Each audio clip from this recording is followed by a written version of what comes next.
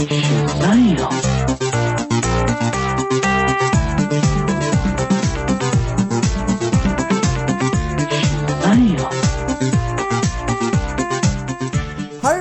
and welcome to episode 269, of Comic Book Queer's Legacy. I'm Brett, and with me as always is EvilJeff. Hey, darling. Hi. Hi, how was your week off? We took a week off. It was busy. I've been working nonstop. I worked 20 days in a row. Oh my gosh. And I don't recommend it. I went out right afterwards. My last name was off. I'm like, I want to go to a bar. And I just was talking to people and people were like, are you okay? And I was like, I don't know how to have a conversation that's not involving work. I was like, if my brain is gone. Anytime I talk to someone, the only response I ever get is, are you okay? Yeah. So I know how you feel. Oh, I did. I went to see a play with a friend and it was like a backyard play of the Cherry Orchard, and Justin Kirk, the gay brother from Weeds, was playing the lead female role.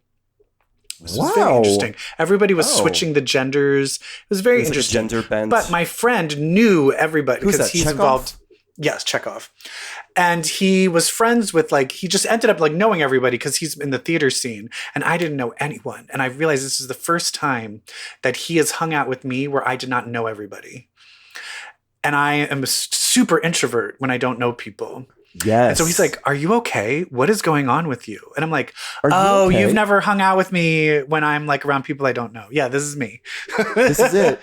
This is introvert. This is your friend. Take it in. Are you okay? I had a kind of a moment like that. I went to a little event called Flamecon this weekend. Oh, I'm so mad I wasn't able to go.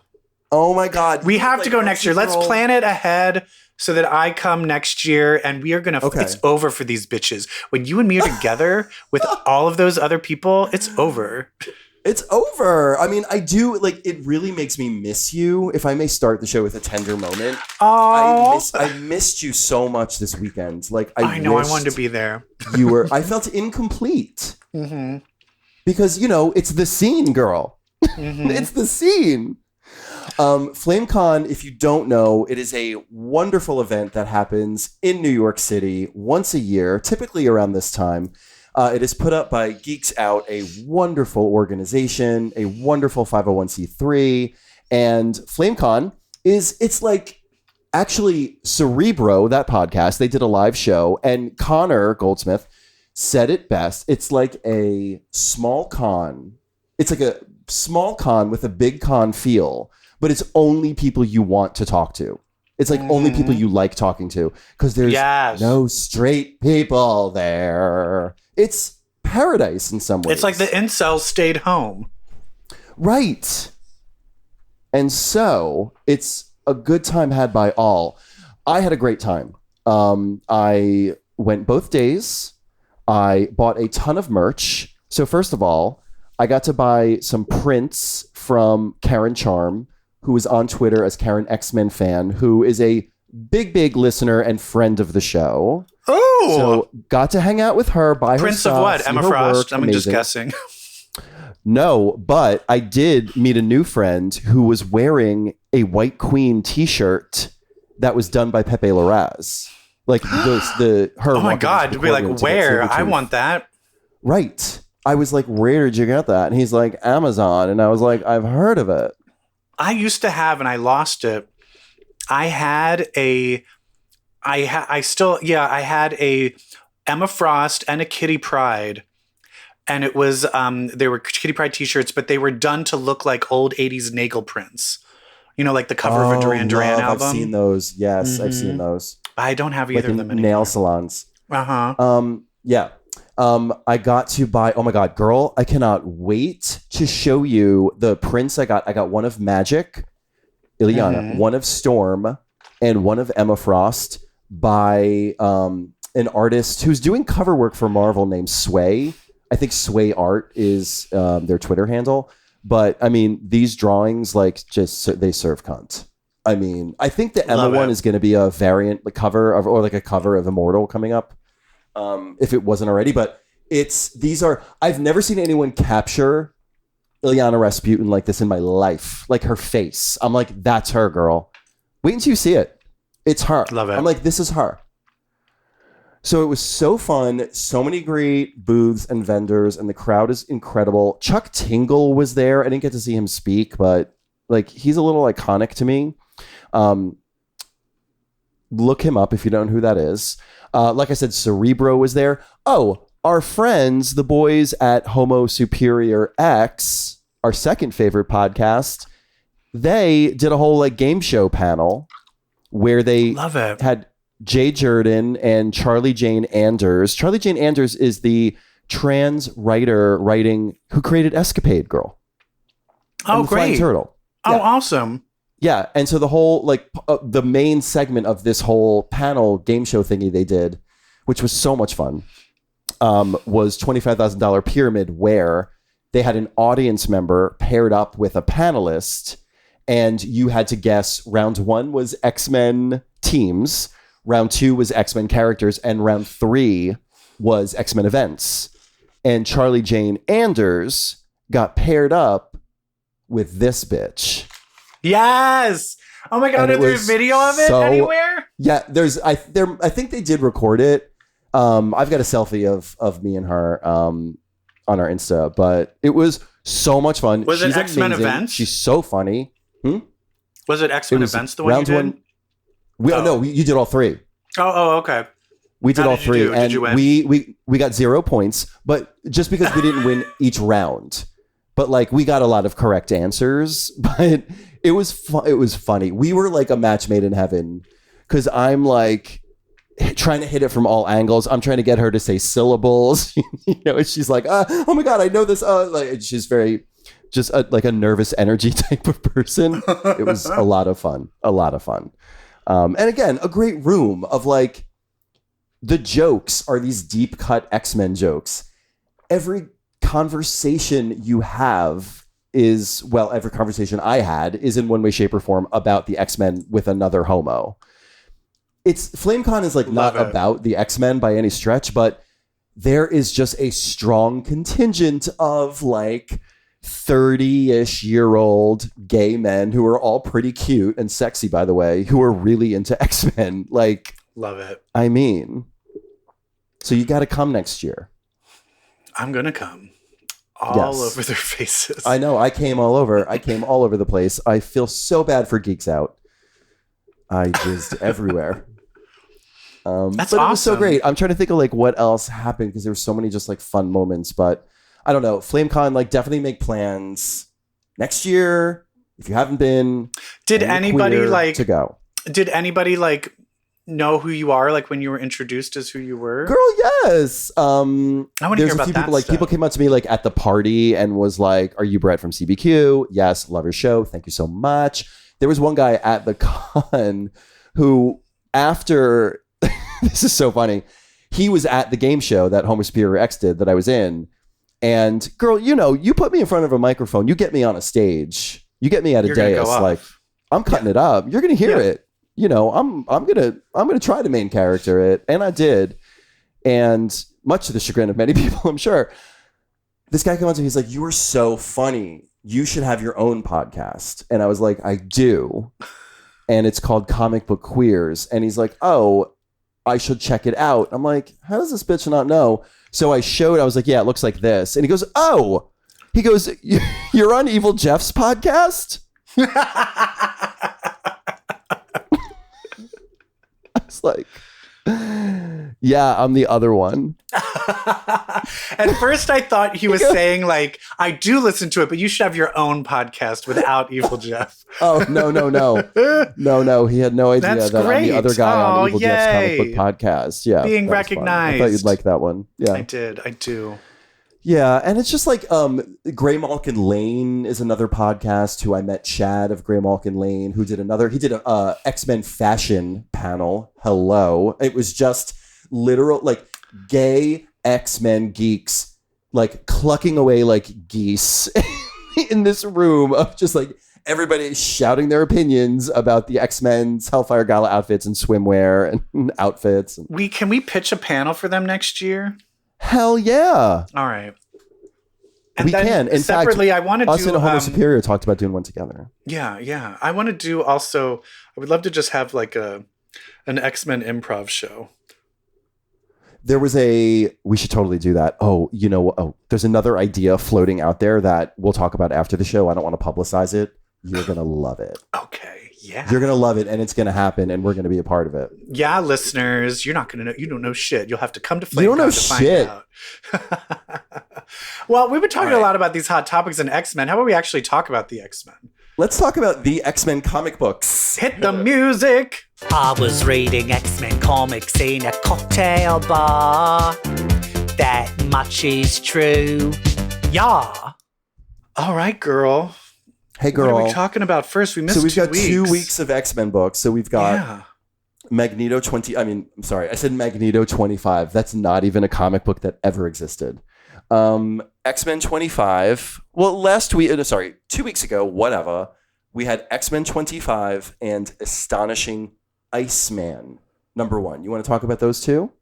Yeah, let's do it. What'd you think of X-Men 25? I mean, Kitty Pryde. It's like Kate Pryde. Is it Kitty again? I don't know. I guess it's still Kate. Well, I mean, but now it's Shadowcat. That's what it is. Now it's Shadowcat with a K. Bringing back Shadowcat. She saves someone. They're like, who are you? She goes, I'm Shadowcat. It's spelled with a K. Yeah. So it opens with Kitty. She's still got the bandage on her nose. So she's giving early Marauders. Yeah. So this is a flashback to early Marauders when Kate found out that she could not go through the gates. She winds up sitting on a bench with her rabbi. Yeah. A lovely woman who feels a little anti-mutant. Yeah. Well, it's also, I was a little, as someone who's against all religion, I was a little checked out at that point. I was like, okay, whatever. Yeah. Do you know the whole time I'm like, this is Mystique, right? She's giving Mystique energy. Yeah. So it's adorable. And then that's the past. And like, we really see the juxtaposition of Kate then versus Kate now when a bloodied, fresh off Krakoa massacre, Kate shows up at the mansion of all places. Mm-hmm. Because that's where she hid. She hid all of her stuff from Ogun? Yeah, from Ogun. So do you know what this is referencing, Ogun? Do you know, like, that was the... that's where she became the ninja. Yeah, it was the Kitty and Wolverine series. Yes. Yeah, hell yeah. I read that shit. That's what... Hell yeah. I always loved Kitty Pryde in the blue Shadowcat outfit is my favorite Kitty Pryde. That's the outfit she had when she joined Excalibur. So it's iconic. So I am all about it. But you see her, she gets this, and you're kind of like, okay. But you also see her like she's covered in blood, and you're assuming she's covered in blood still, I guess, from the events. Yeah. But later we're going to find out it's not to wash off. It's not exactly from the gala. It's from what happens after the gala is why she's covered in blood. Which Emma later in this issue really wants to know what happened. Because Emma knows what happened. But she wants to hear Kitty say it. But before we cut to Dr. Stasis reading the coverage of the Krakoan massacre. Yeah. And it's completely changed. It's completely rewritten. The X-Men are all at fault. The X-Men was all a trap. They're the ones that killed everybody. They didn't do anything. They were trying to save everyone. And we got Firestar as the traitor. Firestar is being publicly showcased, like heralded as this wonderful traitor of mutant kind who went on the side of humanity. And then they're like, hey, push on the gate a little bit to show everybody that it's solid, that you can't go through anymore. And she does. And when her back is turned to the paparazzi in the crowd, she starts to cry. Yeah. Oh, my God. She is heartbroken and terrified. Yeah. Do we still know who Captain Do we know who Captain Krakoa is? No, we do not. Okay. We do not. We also see Ben Urich. Anytime you see Ben Urich writing in his little notepad, Yeah, Marvel's be an article. ace reporter, you know he's on to some bullshit. Yeah. You know, like if you see, it's like watching. If the Watcher is in the sky, you know it's big. If Ben Urich is behind a telephone booth, well, I'm sure Ben Urich also is pretty well aware of shit even before any of this went down. I'm sure he knew shit he that has Orcus was Orcus's doing. number. Oh, Yeah. absolutely, absolutely. He's working on his Orcus expose, Yeah. which should be the name of a mutant. And then Or a we team. have Fei Long is talking to the president. All of the fucking Iron Man Sentinels are all over the place, hovering everywhere. Would you like 2 for the backyard of the White House? And the president's like, yeah, great. So it's just a full-on anti-mutant panic. And then we get to Dr. Stasis. Overreacting. Yeah, we get to Dr. Stasis. He's got fucking Cyclops locked up. Yeah, and this page of Dr. Stasis walking in the room and just walking closer and closer to the camera is incredible. Is this Stefano Caselli? I think it is. Yeah, the art is great. Great art.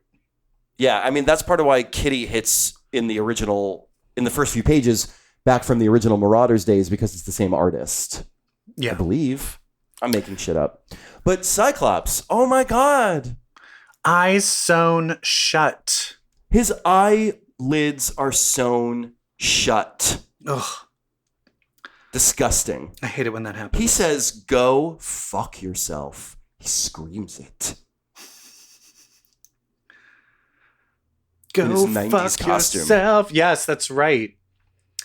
And Stasis is like, I'm sorry, but I'm like, I think there's a little fruitiness in all of the Sinisters. In all of these. It's not just Spade's Sinister. No, I think Club Essex Sinisters. had some- Yeah. I think Nathaniel Essex himself had some issues he was not willing to look at. Like his latent homosexuality. That's probably why he's into genetics. Write me that story. Write me. Yeah, he was just trying to Nathaniel cure Essex gayness. self-loathing homophobia, just trying to cure his own gayness. I know. Well, I will say, I think the reason I am EvilJeff is because of all the shit. The reason I kind of went to the dark side is because people bullied me for being gay. I think if I wasn't gay, I would be a very like, oh my God, isn't it a great day today? I would be a very like So happy-go-lucky gay person. hardened you? It hardened all of us, girl. It made me into an evil villain because you have to. That's what you have to do to survive. Speaking of gay evil villains, what do you think Mr. Sinister is going to do when he finds out Dr. Stasis put his hands inappropriately on Scott Summers? I think he's going to fucking kill him. I think he's going to be like, nobody touches him but me. Energy. Oh, you think Mr. Sinister? I think Mr. Sinister Diamond's head is going to be like, did you fucking touch Scott Summers? And then he's Yeah. going to do something horrible to Stasis. Yeah, I think in the end, it's going to be weird where I have a feeling Sinister We're is gonna going to root. be the one to take down We're going to root Orcus. for Sinister. We're going to root for Sinister. If But we Sinister also don't winds up see being how like, he oh, is come since he on. realized everything he did in the Sins of Sinister. Yeah. That Yes. probably changed him where he's like, oh, this is all terrible and I can't live like this. It was awful. I think so. I mean, like, I remember that event ending and I'm like, he's learned nothing, but we'll see. But now, this is the kind of shit I'm talking about. I like where we are in these books right now. Mm-hmm. Give me the X-Men as underground resistors to fascism. First of all, that whole press conference in Washington Square Park with Firestar crying and Ben Urich, so fascist. Yeah, pretty That's fascist. some Trump shit. Yeah. And now we got the underground, and now we've got Kitty Pryde scarily walking through walls. I jumped. Yeah, they're all kind of hanging out where the Morlocks were. Yes. And basically she's like, I'm doing my own thing. And Sync and Talon, it's Talon? Yeah. Who's, the older X-23, they're kind of in charge. And they're just like, hey, hey, girl. Like, and she's basically like, fuck off. I'm just doing my own thing. I'm gonna just, wreak havoc, bitches. She's given old school Wolverine. Mm-hmm. Yeah. Yeah. And I love it. And I love that. I mean, these are our X-Men. Our X-Men are Synch, Talon, Shadowcat, Rasputin, and Ms. Marvel. That's where we are. Mm-hmm. Incredible. And so Sync's like, are you okay? She's like, yeah, fuck you. I need you here. Okay, good, fuck you. Yeah, she's like, she has 0 fucks left, and she's like, I'm gonna keep doing my own fucked up shit. And he's like, well, what's going on? You don't need to know. I'll talk to you later. Like, she's just basically she's doing a lot of killing. And I think, and we don't know this yet, but that's what it is. And I want to talk about this later when we get to that. This is a huge change for Kitty Pryde. She's entered the steps that not many X-Men, most X-Men don't kill. The X-Men that kill. Let's go through who are the X-Men that kill. There's Wolverine. There's Psylocke. Psylocke. A lot of the X-Force people. X-Force, So it's like those X-Force people. Yeah. Got a Rain Sinclair eating her dad. Yeah. But that wasn't murder. That was just food. Yeah, but this is she's gone down a dark side that her character is completely different after this, and I'm kind of living for it. I love it. I mean, she took a real dark turn after the trauma of Krakoa. Synch sends her on a mission. She has to go to the Orca stronghold on Jupiter, right? Or like in space. Jupiter. I thought she was going to Araco. Yeah, I gotta check back in on that. It's been 2 I think weeks. didn't she, I thought she went because oh yeah, she's on Araco. She goes to Araco, but Araco doesn't give a fuck about any of the people from Earth. Right. But there's underground resistance. The guy that got sent to Araco is there. Like the guy that got forced through the gate. Yeah. Isn't he the guy that like almost got his powers taken away and that like in a few issues ago? Oh, in the X-Men? Tent? Yeah, maybe. Yeah. It could be. Anyway. So then we see Forge realize that the children of the vault are out. But then we get to Emma, or should I say Hazel, Stark's new secretary,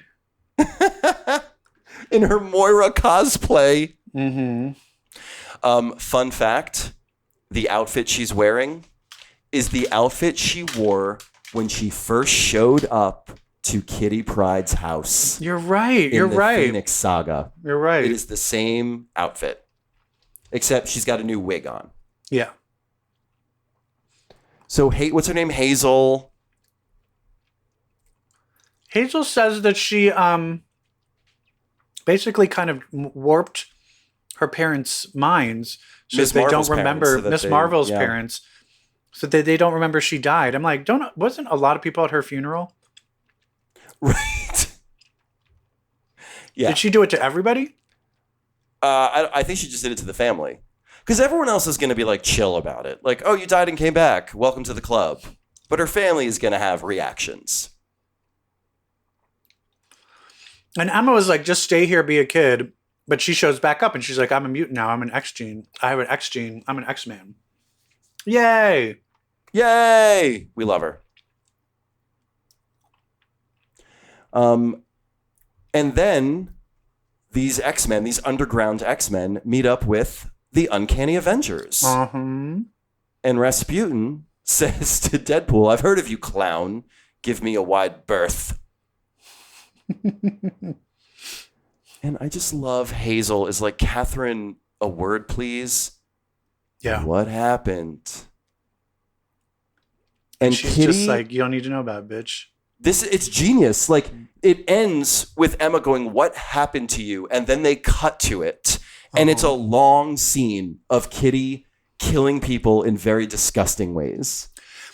And the thing is she falls into, she's in Israel, right? Jerusalem, yeah. Which is another whole thing. The fact that she falls in Israel, where it all started, and she's Jewish. Yeah. And then there's a bunch of Orcus people. And so she's like, wait a minute, you know what? I'm the only mutant that can go through these gates.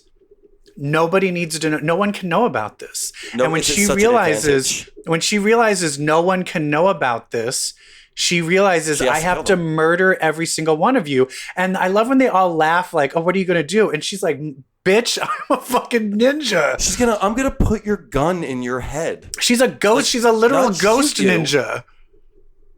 Yeah. And it's finally... No, go ahead. What were you going to say? She throws one guy into another guy, and then they just become stuck as one body. And this is also showing, which hasn't been really... it's looking like she's able to control when people solidify. Usually it was when she lets go of things. But I think in this, it looks like she has more control. And I bet you that's when she got resurrected, her powers increased. A little, you get that little upgrade. And she can now control when people solidify and don't solidify. And because she was never a killer, we never saw any of this shit before. Of like, hey, I'm going to just... Oh, this gun, I'm going to take the gun and put it inside your head and let go and let it solidify. Like, she's putting people halfway through the ground, letting them solidify. Like, yeah, the one we were talking about. Grenades in people. I mean, she's putting people in people. Like, she's putting people in people. Yeah, it's fucking horrific. Crazy. Yeah. It's horrific. And she really needed to blow off some steam after that night. But they do this long scene, and then... She sees the Orcus guy that the X-Men saved not too long ago, and he's like, no, they saved me. And she's like, what a fucking shame, and cracks his fucking neck. Yeah. And then it cuts back, and he's like, nothing happened. She goes, nothing. After you see, it is so masterful. Yeah. And Emma doesn't even try to read her minds, which we love. Yeah. And Kitty, and I was like, well, where the fuck are you going? And I was like, Kitty's like, oh, I'm going to go kill fucking Firestar. Oh, my God.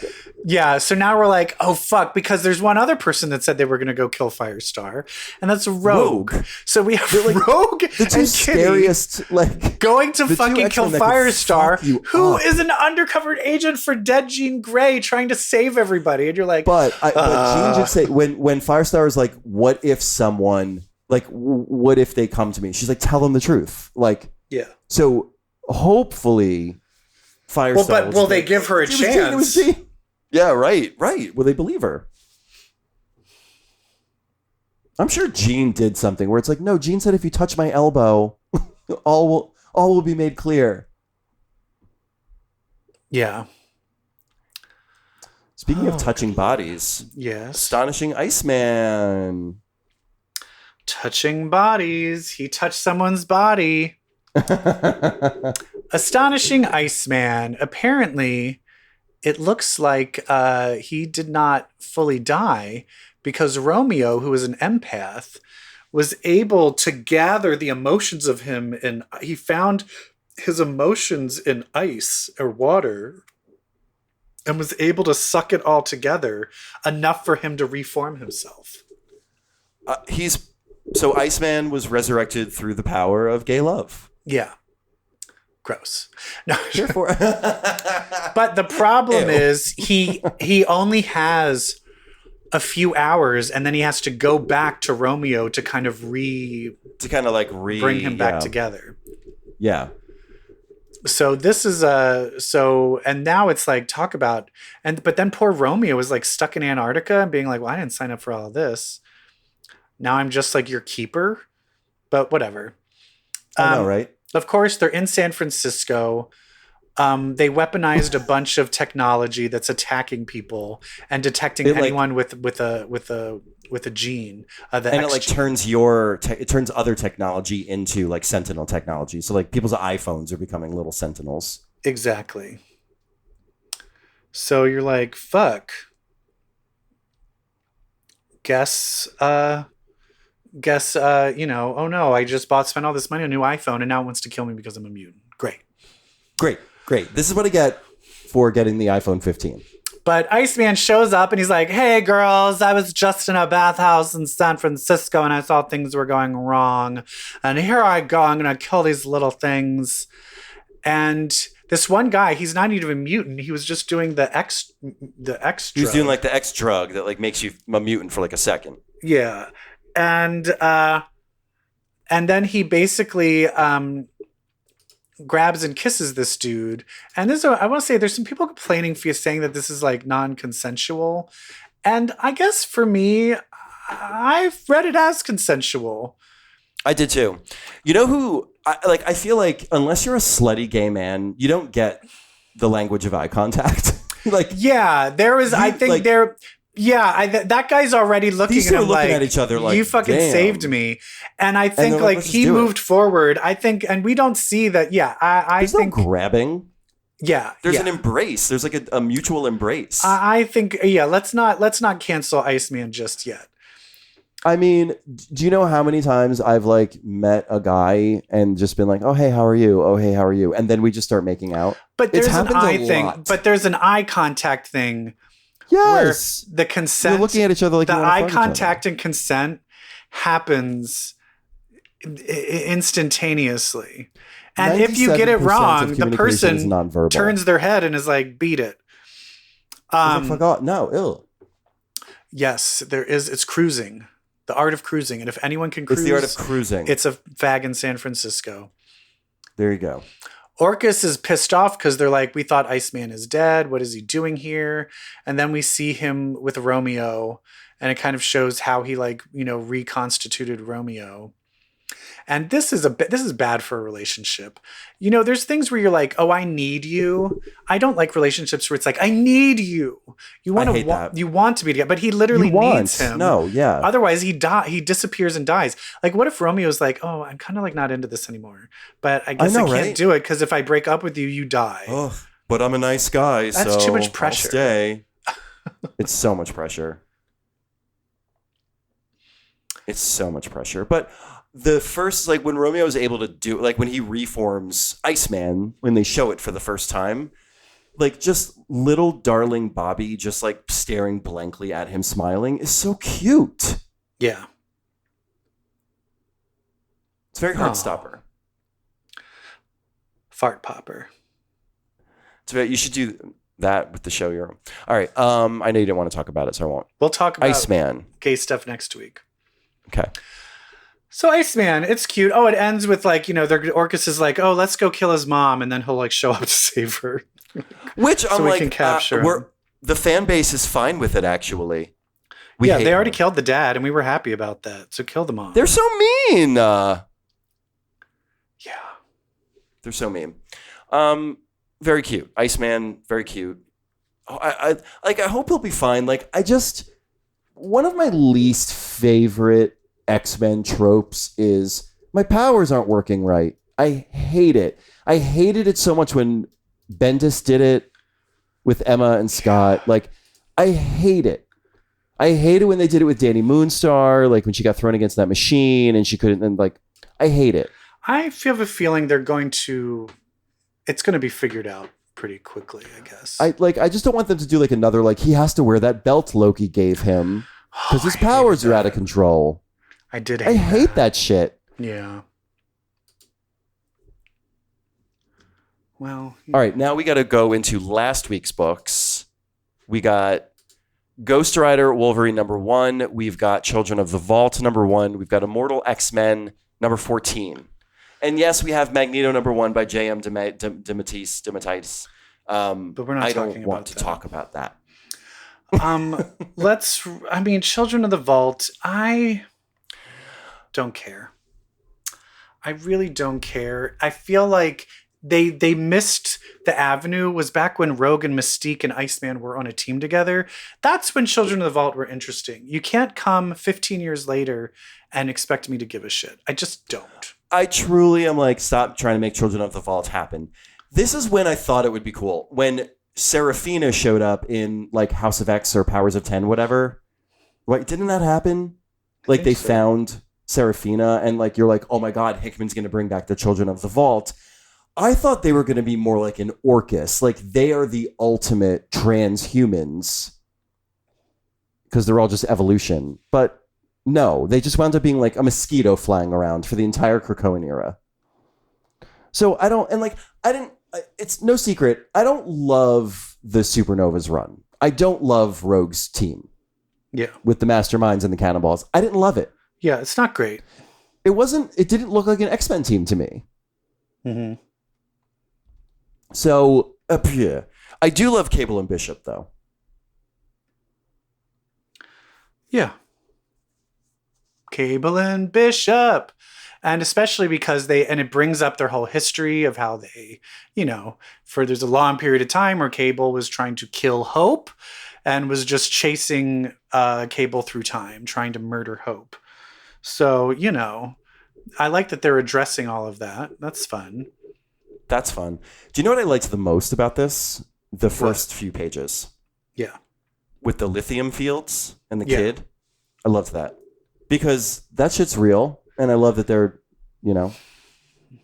showing it. Yeah, but it's basically, but it's setting up a whole thing of the children of the vault are these new saviors trying to help everybody, but it's a trick. And I'm like, isn't Orcus doing that? Why do we need two groups of people doing that? Yeah. Yeah. Yeah.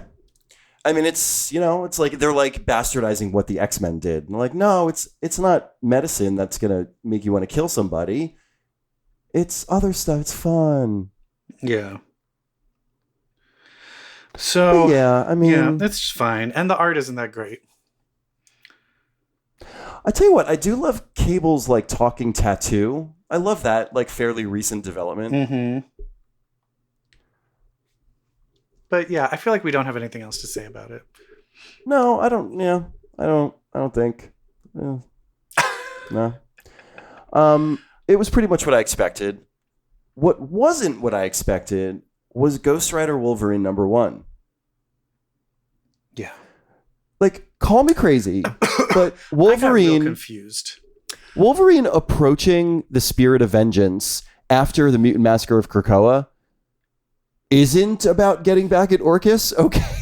It's about some kid from their past. Yeah. Why is it not about getting vengeance on Orcus? Yeah. It's like, oh, I don't care. All the mutants were murdered, but I don't care. I mean, that's also the other thing. Is it because they do that on purpose? When he like went after and destroyed Beast's ship, he was like, I'm done with Krakoa, and he like walks away. Yeah, but yeah. Yeah, it was like a subtle setup to this. I guess, very but tangential. Yeah, I am like, okay, whatever. Okay. I got confused because when it went to the past, I thought they were going into Johnny Blaze's past, and I don't know Johnny Blaze's history. So when it was like this little kid coming to Xavier, I was like, oh, is that Ghost Rider? Is a kid going to Xavier? But then there was Kitty Pryde and Wolf, and I'm like, wait a minute. Oh, I was like, wait a minute. How old is Johnny Blaze? Are we supposed to believe that now this is like 15 years ago? So Kitty Pryde is like in her 30s now? And I was like, what? And then I was like, oh, no. These people that were murdered are now being murdered. Like, oh, this kid is, oh, okay, I have it all mixed up. Yeah. But that being said, bodies. It was just like a little kid who's attached to a demon, and the demon murders people that whoever he's around. And Wolverine was like, you stink like a demon, kid. Get out of here. We don't want to help you. And apparently they had like an incident with this kid. And now it's years later. The woman who adopted him, who worked at the adoption place, dies in the same way, in that same, like, where all the bodies are mutilated together. And now they're like, we need to get motorcycles and drive off and find this kid. We need to get on motorcycles, quick. And I think it's just going to be one of those things like, well, you never came to help me. I asked for help and you didn't help me. So now I'm going to kill people. Yeah. You're like, okay, whatever. All right, whatever. Okay, Killian from Iron Man 3. Yeah. I just can't believe it's not about Orcus. Yeah. Yeah, it doesn't make much sense to me. Yeah. And then we had Immortal X-Men #14. Uh-oh. What happened?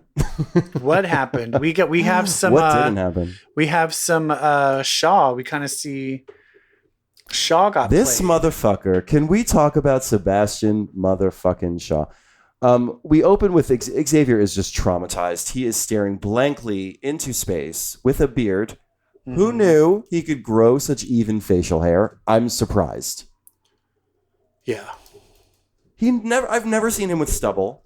Have I? I don't think so. He's been really good about keeping clean shaved. Yeah. Through it all. No more No more. I'm pissed because I murdered everybody. He's reliving his trauma. Meanwhile, Shaw is taking away his own mutant powers voluntarily, which, okay, I'll buy it. And then he says, though to be honest, he goes, there, no longer a mutant. Though to be honest, I was never really a mutant. I just had a mutant gene. I know that queer. I know that queen. I know, right? Right? I know that gay. Yeah. Gross. I like girls. I mean, sorry. I like men. Why would I like someone femmy? That's who that is. Yeah. Fuck Shaw. Fuck Shaw right up the butt. Calling this woman who's just trying to help. Poor Siobhan. He's calling her Tessa. Yeah. It's like, I don't have time to remember another name. This sniveling motherfucker thinks he owns Krakoa. He don't. Well, the thing, he owns the land, but he doesn't have access to all the money and everything. There's no taken monetary away. Value. Yeah. Yeah. That's great. That's fine. So he summons Mother Righteous. She's like, never make a deal with a magician. Yeah. You fucked up. Basically, you fucked up. Also, hey, I think my guess was correct. Seems Emma did sign over Hellfire to Wilson. Yep. And Kingpin is our new White King. And he's out at the Hellfire Club. And Shaw is out. So no powers, no Hellfire Club, no money, but you still own Krakoa.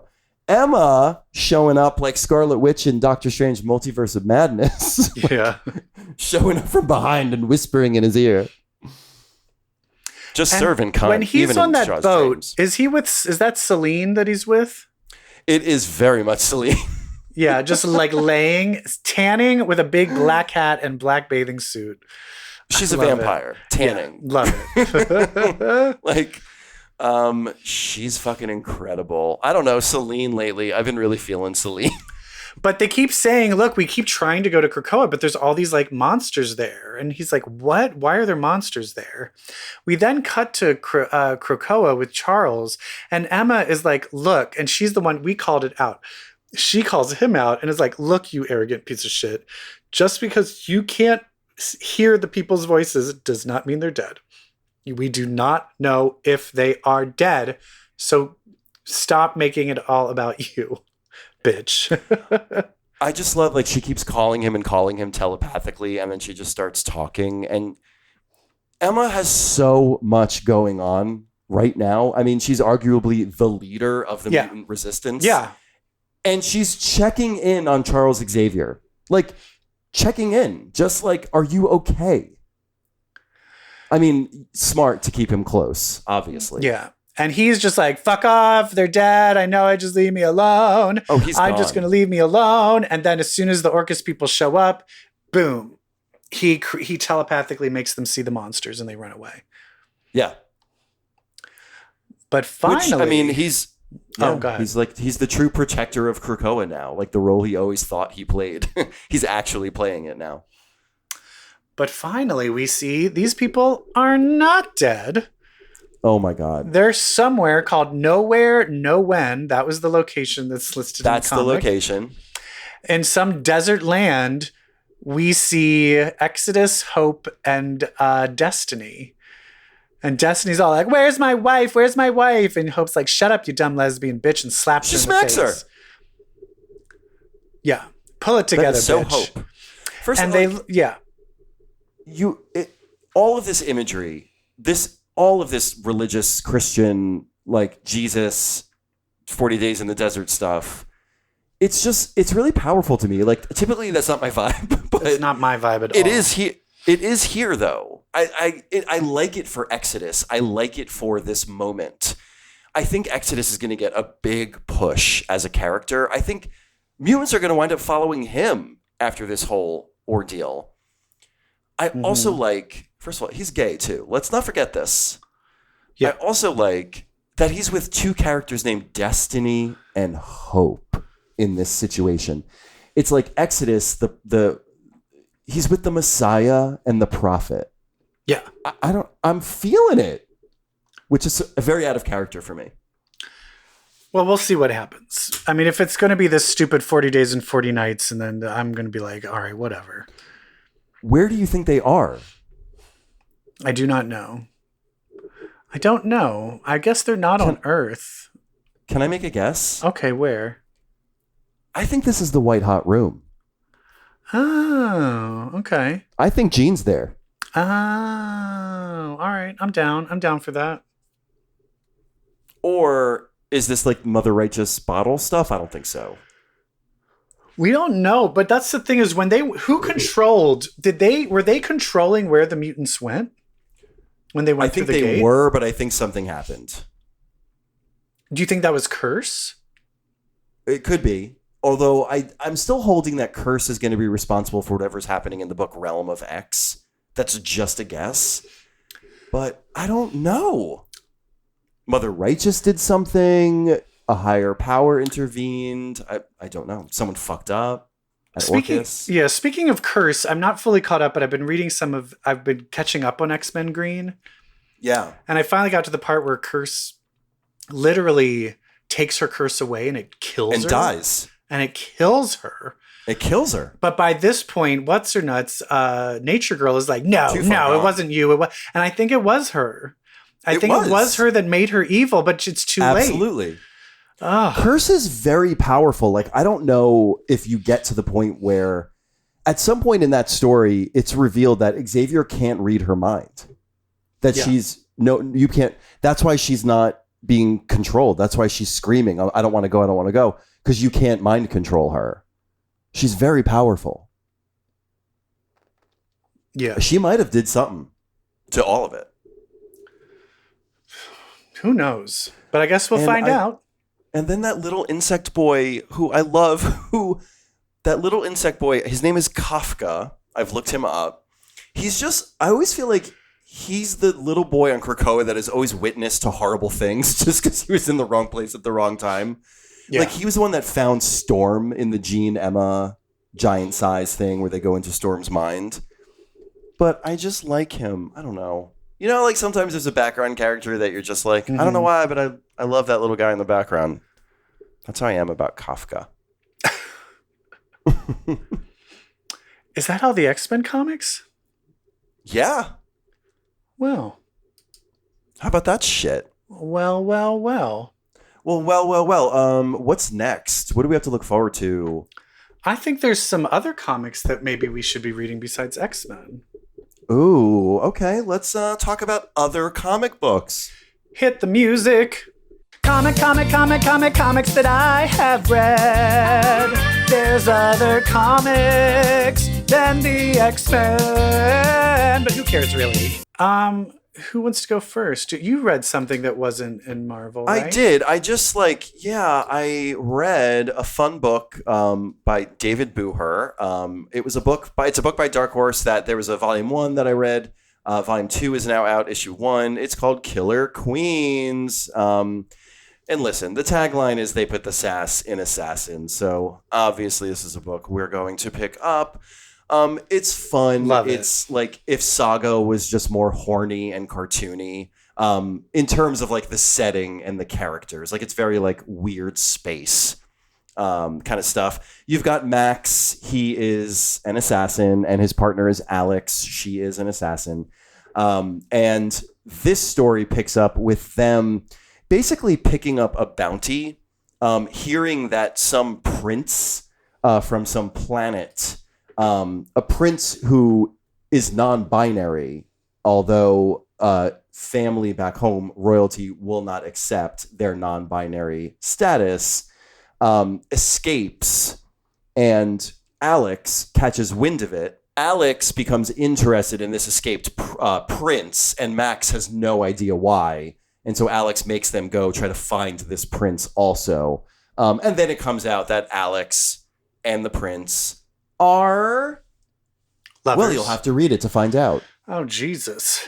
Yeah. Fucking. But it's a book, like, it's another kind of, it's not quite at the quality level of Black Flamingo, right? Mm-hmm. Mm-hmm. Yeah. but it's that same kind of sassy, fabulous, gay male, super hot character that's just kind of a dumb bitch, but highly skilled. Love that archetype. This book is fun. Killer Queens 2. Pick it up. Pick it up, faggot. Pick it up, faggot. I'm also reading, just to catch you up on Night Terrors, that DC event. Yeah. I liked it because the only, like, everyone's asleep, trapped in their nightmares. The only characters that are awake are robots and Zatanna. So I'm like, okay, I'm in. But then in the main title, in the main book, it's really, the two heroes in the main book are Deadman, who is in the body of Batman. So it's Batman, but it's Deadman. And he resurrects the Sandman, not Morpheus, the guy with the gas mask and the gas gun in the trench coat. Okay. From like the JSA. Right. So it's really those two trying to stop insomnia. They are joined by another hero who jumps out of nowhere, saves their lives. Come with me if you want to live. How are you still awake?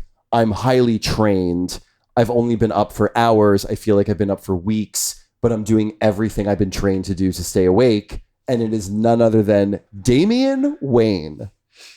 Oh, that's awesome. And it's great. It's just great. Like, of all the heroes, Damian Wayne had the wherewithal to stay awake. I love it. Love it. But he's like, the nightmares keep trying to pull me in. He's like, I am on borrowed time, but here's what you got to do. So it was just really cool to see like Damian Wayne being like one of the baddest asses on the planet. Because we love that little faggot in training. Love it. And I believe you read something? I did. I read an Image comic by a little man named Rick Remender. I don't know if you remember. Is he a little man? Do you I don't know. I've never seen. I don't know what he looks like. I don't know if you remember Remender, but he wrote a little book called X-Force, Uncanny X-Force, right? All of it. Yes. Love his stuff. He doesn't really do a lot of Marvel stuff anymore, but he has a new book called The Sacrificers. And the reason I picked it up is I just thought the art looked really cool. The artist is Max Fiumara. I don't know anything else he's done. Okay. Basically, it takes place in a weird world where it's very much like, it's similar to Wind, where it's like a mythical world where there's like different areas, but it's also similar to BoJack Horseman, where everybody is a different kind of animal type, and some people are human, but some people are kind of animals. Yeah. And anyway, in this world, everyone, in order for the world to work, every year there's a thing called the harvesting. Or it's maybe not every year, it's once every generation or something maybe. They haven't explained it all yet, which is what I like, where they're not overly telling you the plot. You're kind of discovering it as it goes along. But you have to give one of your children up for the harvesting. Oh my God. And I'm assuming they're this is called the Sacrificers. So I don't know if they're thrown into a lava pit, but they're basically killed. And it's showing you this one world where it's like a little family of like birds that live on this farm.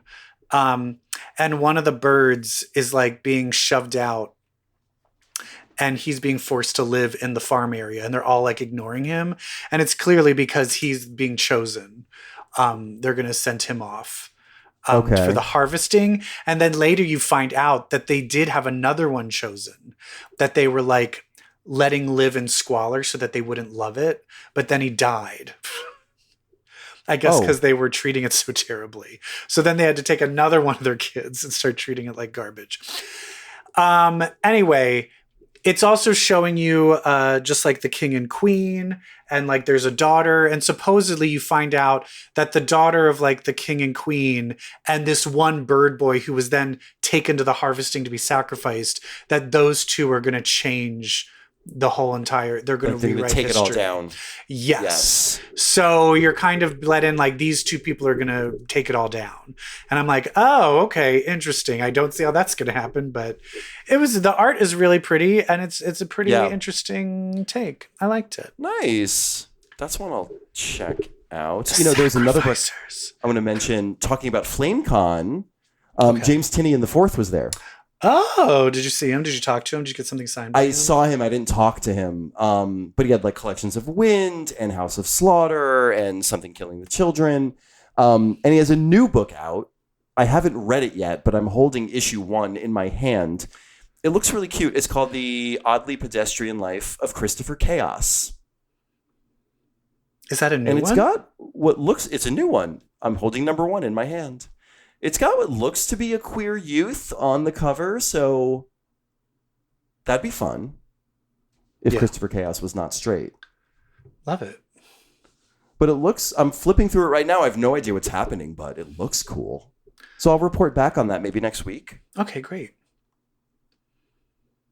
Well, a lot of things to talk about next week. I hadn't thought of it. Do you know? Okay, here's my pickup line for James Tinian IV.